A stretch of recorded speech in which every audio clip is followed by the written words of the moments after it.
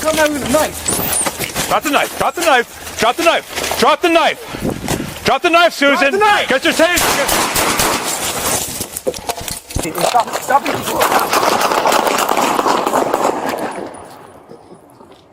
2-3 shots fired. Shots fired. Start med. Code 3. Code 3 med. Hey, hey, over here. Over here.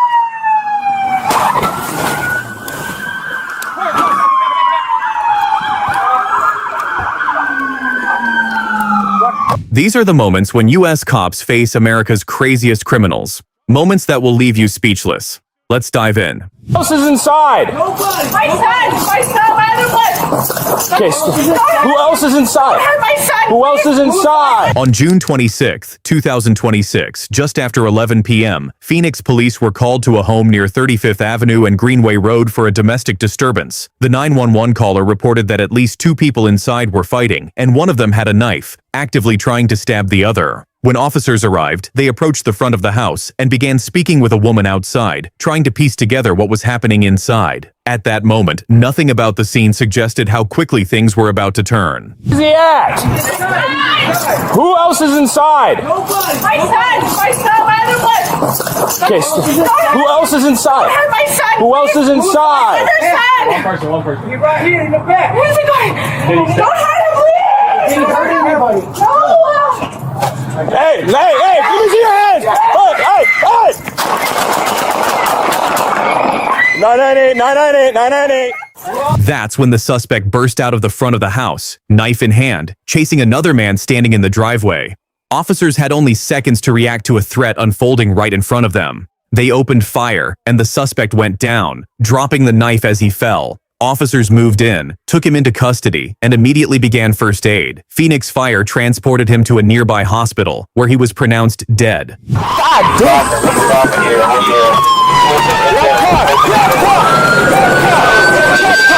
On July 5th, 2026, around 1:30 in the morning, Baltimore Police's aviation unit, call sign Foxtrot, spotted a vehicle that had been reported stolen in a carjacking out of Baltimore County. Foxtrot tracked it from above, while marked units on the ground moved in close behind. Officers stopped the vehicle in the 3300 block of Clifton Avenue and gave the driver multiple commands to step out. Instead, he refused and locked himself inside. God damn!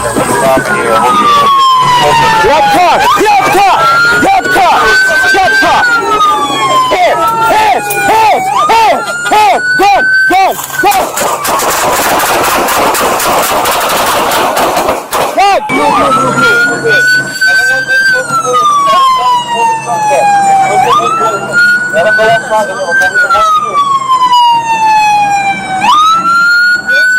You good?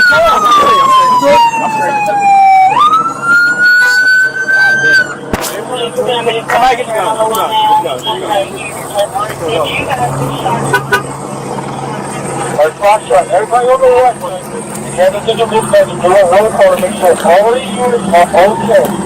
Make sure that nobody gets hit on the plane box.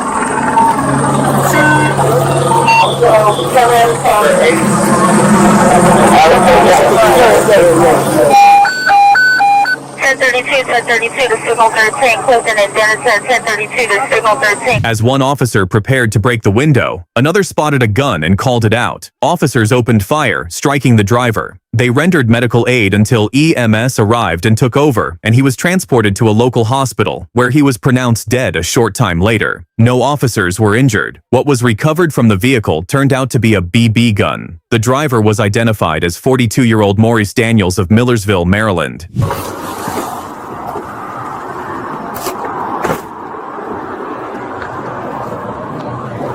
On Saturday morning, July 11, 2026, Austin police received multiple 911 calls about a man on an electric scooter threatening runners with a handgun near West 5th and North Lamar. It started when a runner told him to slow down on the sidewalk. The man responded with slurs, struck a female runner, then pulled a handgun, pointed it at the group, and threatened to shoot before fleeing on the scooter. Officers spent the morning tracking him through witness statements and surveillance footage. Manuel, stop! Stop! Stop!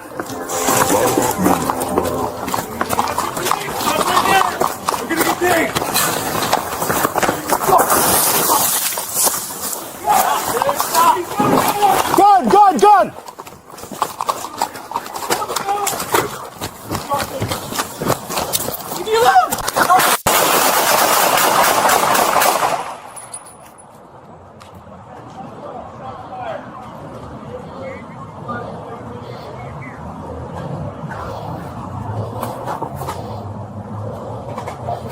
Take cover, take cover. Yeah. Any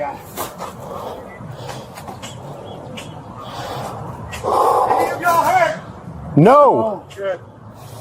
Let me see your head. Just after 11 a.m., officers spotted the suspect, 29-year-old Emmanuel Diaz, near the Butler Hike and Bike Trail. When they ordered him to stop, he ditched the scooter and ran. During the foot chase, officers saw the gun in his hand and repeatedly ordered him to drop it. He refused. Then Diaz fell to the ground and pointed the firearm at the officers. 2 of them fired, striking him. Officers began life-saving measures until medics arrived, but Diaz was pronounced dead at the scene. No one else was injured. On July 7, 2026, Ohio State troopers were told to be on the lookout for a gray Kia Telluride driven by 39-year-old Julius Edwards, a man wanted for attempted murder in connection with a stabbing in Canton, who had already fled from Canton police and U.S. Marshals earlier that day. Flock cameras picked up the vehicle, and around 7:27 p.m., troopers found it on Darrow Road in Hudson. They hit their lights. Edwards refused to stop, and the pursuit was on. What followed would spiral into one of the most chaotic evenings this stretch of Ohio had seen in years. Dispatch has been copy.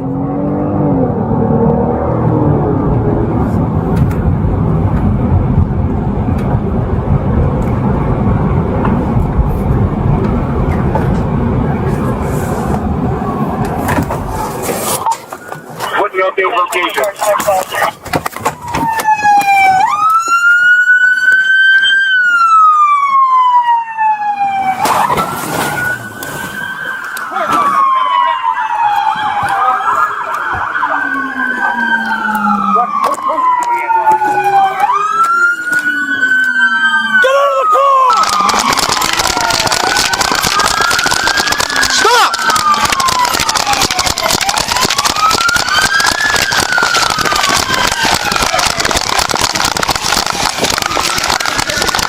I got you.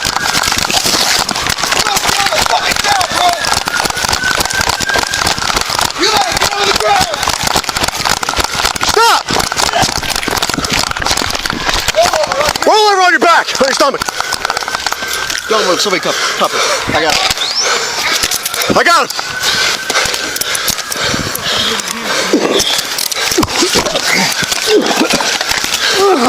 Check him. Stop fucking moving. Got his hand. While fleeing, Edwards blew through a red light at Terex Road, causing a serious crash that injured multiple victims. He bailed out on foot and opened fire on the pursuing trooper, who returned fire. Edwards escaped into nearby woods, and police locked down a perimeter. Less than an hour later, troopers spotted him again, now driving a silver Chrysler minivan he had just carjacked. Another pursuit followed, this one lasting about 10 minutes across multiple agencies, until Edwards struck a Summit Metro Parks cruiser and flipped in a rollover crash. He tried to run one last time, but officers took him into custody without further incident. On June 24, 2026, just after 11 p.m., Wilmington police patrolling near 24th and Jessup Streets encountered a large gathering of people. According to investigators, officers believed they saw 19-year-old Kadir Skinner with a handgun and moved toward him, prompting him to run. An officer left his patrol vehicle and sprinted after him along the sidewalk. The body camera was recording, but due to its buffering feature, the first moments captured no sound. Within moments, a routine patrol had turned into a foot pursuit through the dark. Drop it! 14 shots fired! 14 shots fired! Drop that gun! Drop it! Drop the gun! Don't move! Get down on the ground! Get down on the ground! Yo, secure the gun! Secure the gun! Secure the gun! What the fuck? 14 shots fired, he had a gun. Yo, he threw somewhere. Where you at right now? That is my son. Back off! Back off! I can't breathe! I can't breathe! We need more units here. 10-18. I can't. I'm in. Back up! Everybody back up!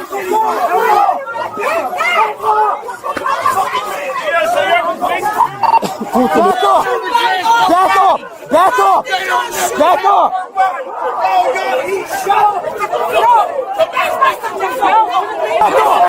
Back up! Back up! Yo, back up! Body camera footage shows the officer firing several shots during the brief chase, audio activating only moments before the gunfire. Skinner fell within seconds, insisting he was unarmed and saying he couldn't breathe, while officers reported recovering a firearm from the nearby grass. Family and neighbors rushed the scene demanding help before he was taken to Wilmington Hospital, where he later died.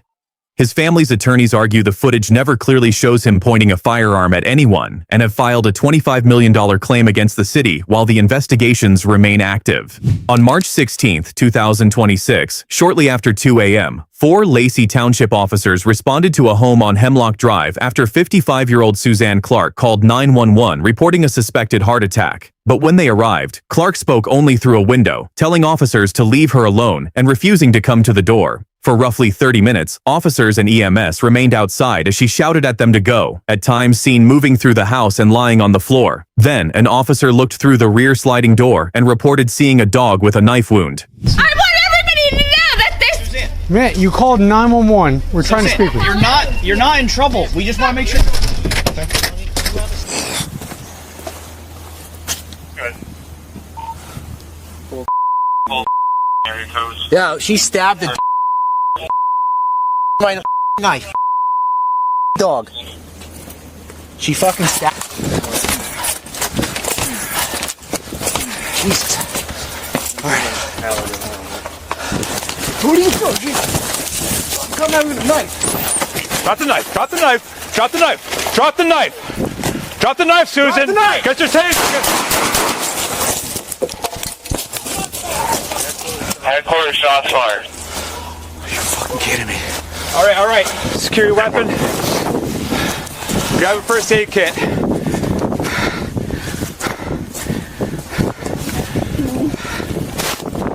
Susan, just stay still, okay?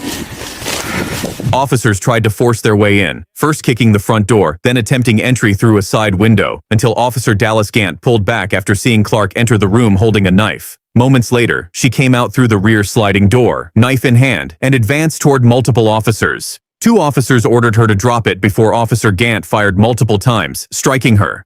Medical aid was rendered, but Clark was pronounced dead at the scene at 3:24 a.m. Her obituary later confirmed her dogs, AJ and Sammy, survived. On Saturday, July 11, 2026, just before 5 p.m., Flagler County deputies responded to a Palm Coast home for a verbal argument. In the driveway, a man explained that things went south after he decided to pack his clothes and move out. His girlfriend, 34-year-old Sofia Zvarich, allegedly pushed him and briefly blocked him inside the bedroom closet before he slipped past her and made it to his truck. When a deputy asked Zvarich for her side of the story, she claimed she had no idea why deputies were even there, refused to hand over her ID, demanded a female deputy, and then slammed the door in their faces. Okay, that's crazy. That's crazy. Stop resisting. Stop. Stop. She just kicked me. Fuck you. Hey, grab. It's not fine for you as a woman. We're not doing I asked for a woman for this. If you push it, yeah. You didn't want to talk to me. 12:35. 12:35, guys. 37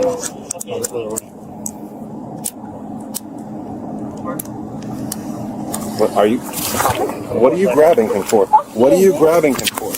I'm not grabbing anybody. This is not going to go. Give me your arm. Give me your arm. Give me your arm. She's pulling her arm underneath. Yeah. She's pulling her arm. Okay, she's out. It's out. I got it. I got her arm. Ow! Well, you're not really complying with us. That door slam did not make the deputies go away. When a second deputy tried to get her account, Zvarich turned belligerent, and after being told she was under arrest for domestic battery and false imprisonment, she started actively resisting, kicking one deputy in the thigh. In the back of the patrol car, she managed to slip out of her handcuffs, and when deputies stepped her out to fix them, she grabbed another deputy by the hand. She was subdued, recuffed, and returned to the car, where she spent the ride to jail cursing at deputies and calling them names. Zvarich was booked on 4 charges and later released on an $8,000 bond. On June 3, 2026, at about 1 p.m., deputies responded to the 8200 block of Tivoli Drive after a neighbor reported a woman outside a home, screaming. She was identified as 59-year-old Rosalia Hodges. When deputies arrived and knocked on the door of the residence, Hodges came out, holding a knife. What began as a welfare check had turned into a standoff in a matter of seconds. You can hear her no more. She quieted down. See anybody coming? That's you. Get out! Oh, sorry, I'm not. Drop the knife! Drop the knife! Drop the knife! Drop the knife! Get out! Drop it! County, challenge one! Challenge one! Drop the knife! Get out! Drop the knife! Drop the knife! No! Drop the knife! I killed you! Drop the knife! No! Drop the knife! I County, shots fired. Location 2302 10-4. Are you guys 10-4? Deputies retreated toward the street, ordering her several times to drop the knife. She refused, shouting, "I'll kill you," as she continued to advance on them. 3 deputies fired their service weapons, striking Hodges. They rendered aid until paramedics arrived, and she was transported to the hospital, where she died. Just here to talk to you again. I know. Don't feel alarmed. Do you have any weapons or anything? Any guns, knives, or anything? No. You sure? Yeah. Okay. I know you have some. You registered some. On May 7th, 2026, just after 8 p.m., San Leandro police received a non-emergency call from an out-of-state caller worried about his friend, 39-year-old David McAlpin, whose phone was going straight to voicemail. Officers went to McAlpin's home for a welfare check, but his family didn't know where he was, and when they reached him, they couldn't convince him to return. Officer Q eventually got McAlpin on the phone, and after a lengthy conversation, persuaded him to share his location so officers could meet him in person at the San Leandro Marina. Officers had information that McAlpin owned a firearm, though he denied being armed. Sometimes for the ones that are up here, like the maximum scale, I do have to put them in handcuffs. I'm not gonna put you in handcuffs or nothing. You can bring your phone. You can have to go with me to the. I'm not even gonna go with you. You're just gonna go with them, and. Hey, I mean this with all sincerity. You're gonna be okay. This isn't a negative record or anything on you, Sergio. So. Reach around, bro. Keep your hands in your lap. You started cooking. Just step out the car real quick. I know you're grabbing a Zim bottle, but just step out the car, please. Okay. Hey, stop it! Stop reaching! Shots fired! Shots fired! Stop moving or you get shot again! Stop moving! Hey, over here behind. Push to me. Push to me. Push to me. Come to cover over here. Push to me. Come to cover. 2-3. He's got a handgun inside the vehicle. We are facing southbound. Any responding units need to come down Fairway to Marina. Hey, stop moving! At the marina, Officer Q spoke with McAlpin for about 10 minutes. But as the officer began to open the driver's door, McAlpin reached for an object and, despite orders to stop, produced a firearm. 3 officers discharged their service weapons. None of their body cameras clearly captured the moment he drew the gun. About 50 seconds later, another gunshot rang out. One investigators later determined was fired by McAlpin himself. He remained armed and unresponsive to commands, and officers couldn't safely approach until additional resources arrived. Medical personnel treated him at the scene, but he was pronounced dead. A firearm was recovered from the vehicle. Hey!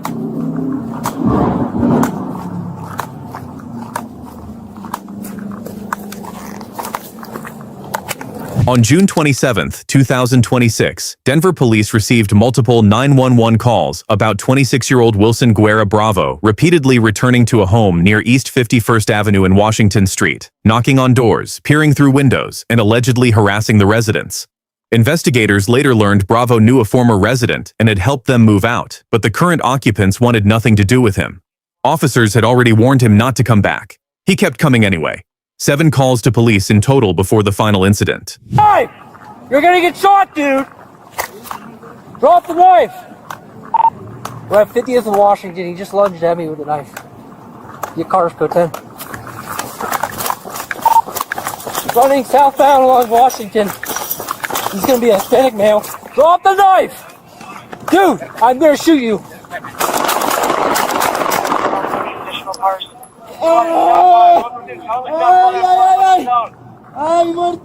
Drop the knife! Drop it!